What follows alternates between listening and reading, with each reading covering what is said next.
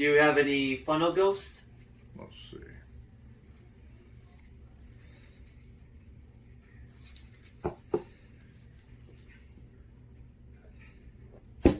Go fish.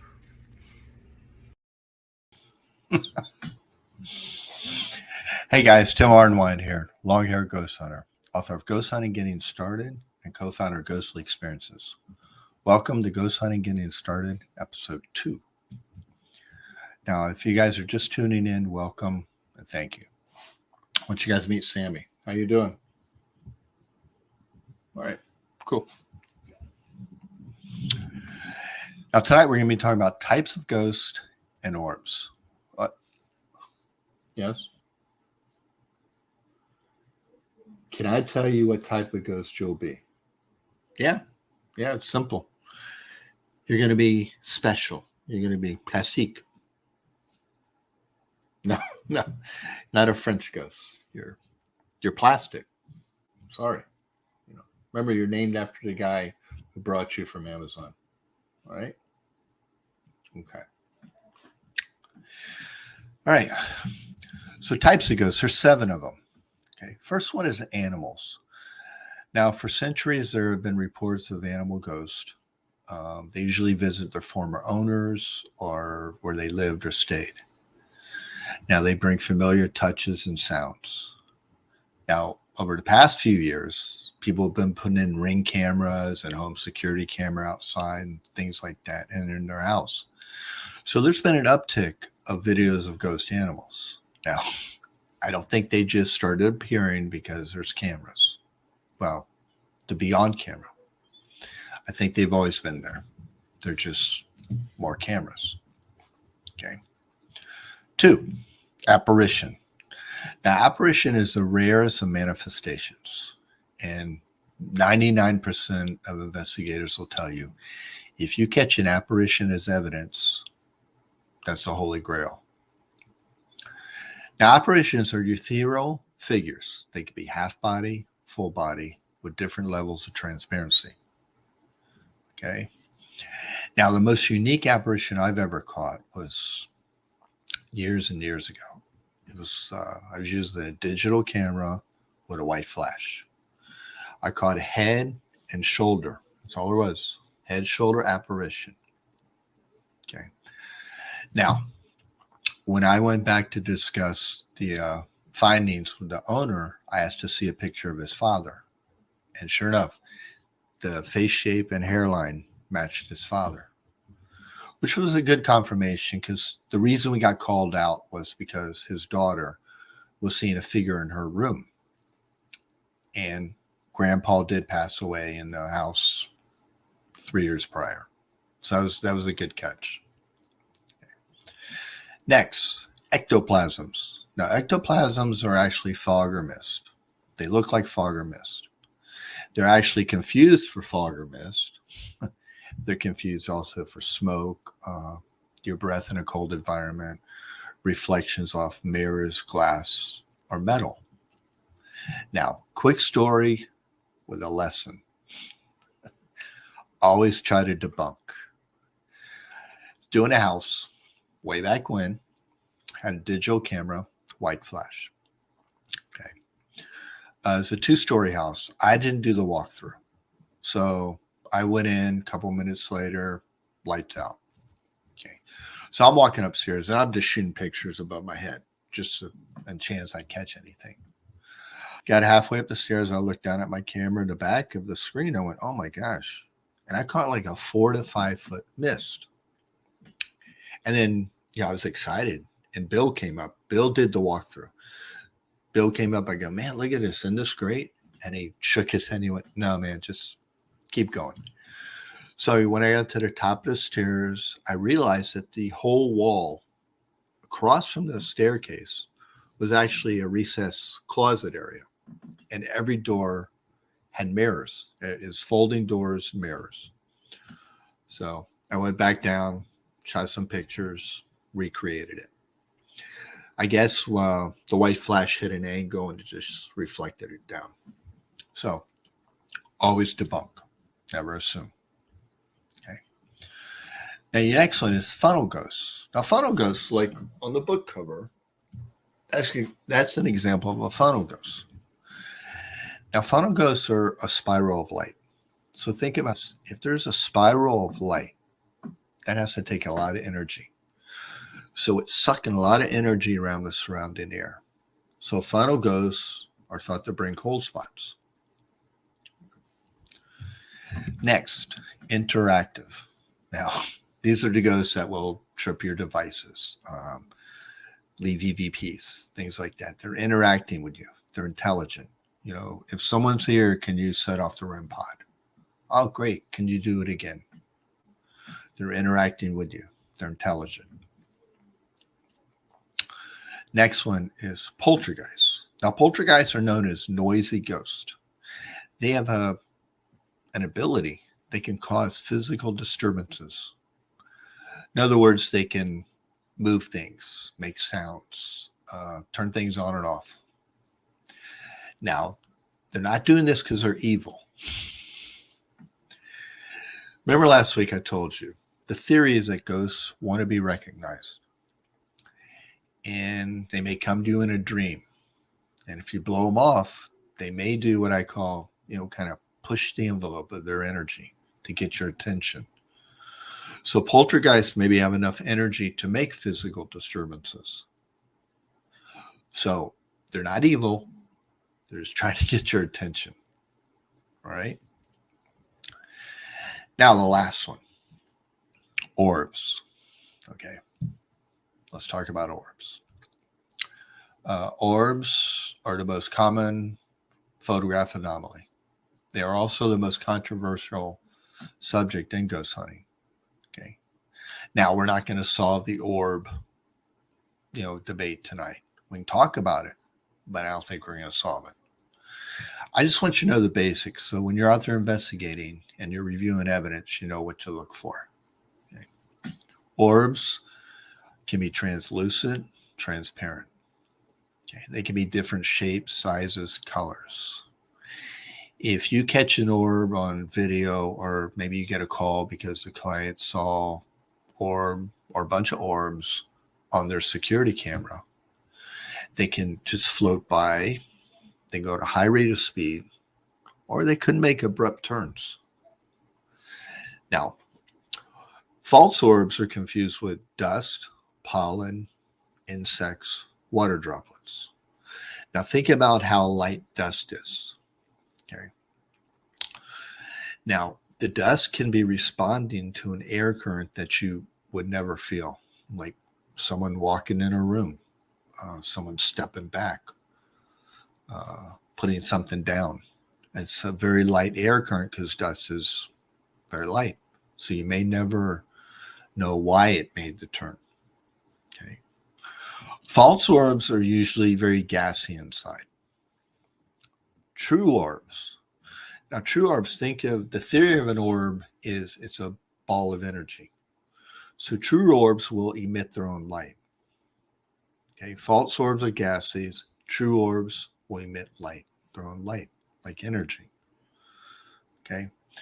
Now, I always refer to orbs as only researched balls of light because you really got to pick them apart. Now, with any evidence, you'd love to have corroborating, like, someone gets touched and then a device goes off. Well, that's very important with orbs because they're very, subjective. Now, if you catch a video of like an orb emitting light and then something else, like someone got touched, that's a good catch. Okay. So just remember, when you're looking at orbs, just be on the lookout of what you're looking for. Pick them apart. All right. Now, if you guys don't know, I'm a retired paramedic. So safety is very important to me. Remember, you're out there in the dark. You're in places you've never been in before. You might be outdoors where things are sticking up. You have clients who are, might be their place, but they're in the dark. You have guests on tours, new place, dark, things can happen. So safeties are important for me. So every week we're going to have a first aid tip of the week. Now, last week we started very basic. I was telling you what I thought should be in a first aid kit or a jump kit. Okay. But I did cover 2 rules and I stressed them. One was don't put ice directly on skin. And we'll talk about that down the road. Second was impaled objects. Now, hopefully you will never see an impaled object. Impaled objects are basically something sticking in someone, okay? Or someone is stuck to something, okay? What? Excuse me. What? Yeah, it's a screwdriver. I don't know. Changing batteries in the dark is dangerous. It happens. So, impaled objects. Rule 1, top rule. Never remove an impaled object, or don't remove the person off the impaled object. Okay. Impaled objects are a true emergency. Call rescue. The reason you don't want to remove it is because there might be a little blood around the wound. Okay. But you don't know what's going on internally. You know, this impaled object could have cut an artery, but it's also occluding the blood flow. So if you remove it, now you got a massive internal bleed that you don't know about. It also can cause nerve damage by removing it. So call rescue. True emergency. What you want to do is you get out your kit, you get your loaf gauze. Now, loaf gauze is, a loaf of gauze is loose. Grab a bunch of it. Don't wiggle it around the item. Just stabilize it. Pack it. Okay. Just try to put gauze all around it so it can't move. Okay. This is also going to control the bleeding that might be coming from the wound. Now, if blood starts seeping through the gauze, don't remove the gauze. Just put more on. Tape it down. Call rescue. Okay. When you call them, you call 911. Let the dispatcher know that you have a person within an impaled object.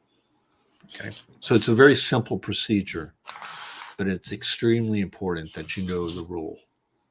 Right. Now, next week, we're going to get into like treating, like control bleeding, things like that. I just want to get that one out of the way because it's real important. Hopefully you'll never run into it. Okay. So, questions, comments, tips. Now, you can send questions, comments, tips into longhairghosthunter@gmail.com. Okay. I always look at my email. I can answer you right back, and then I can also cover it on the show. If you have any tips are great. We can always learn from each other. I can relay them, and we can share them. Okay. Now, some announcements.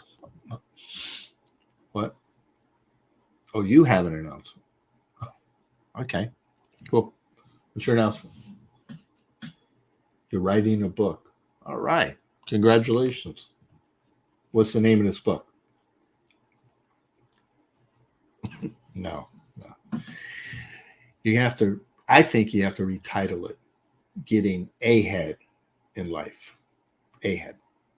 Okay. We'll talk about it later. Okay.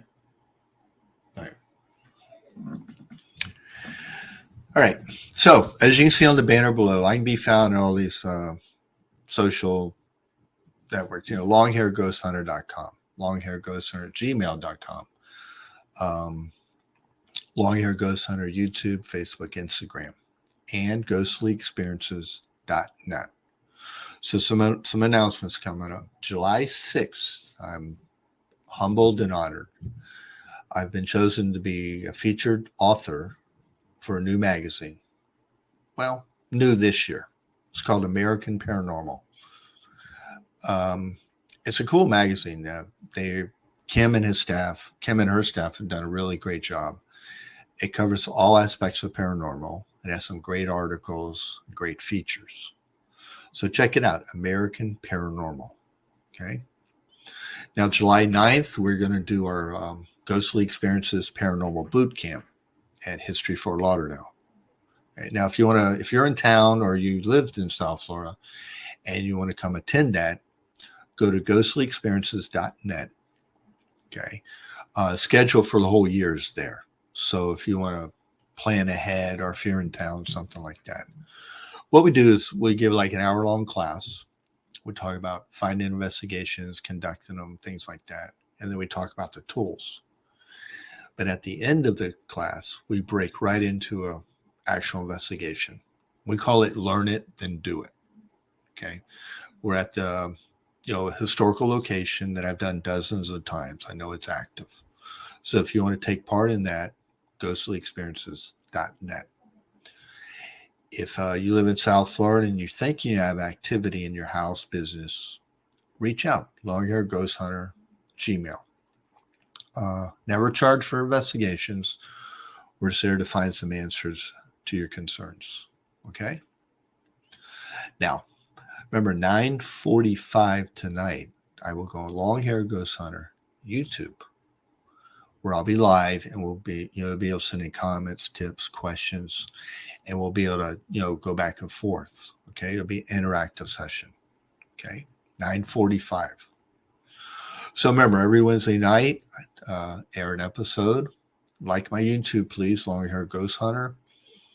Set the alert so you know when we go live. So if you guys are out there investigating this week, be careful, be safe, and good luck. Have fun with it. Okay. All right, Sammy. We'll talk about the title. Okay. So you guys be safe, and we will see you next week. Thank you so much for everything.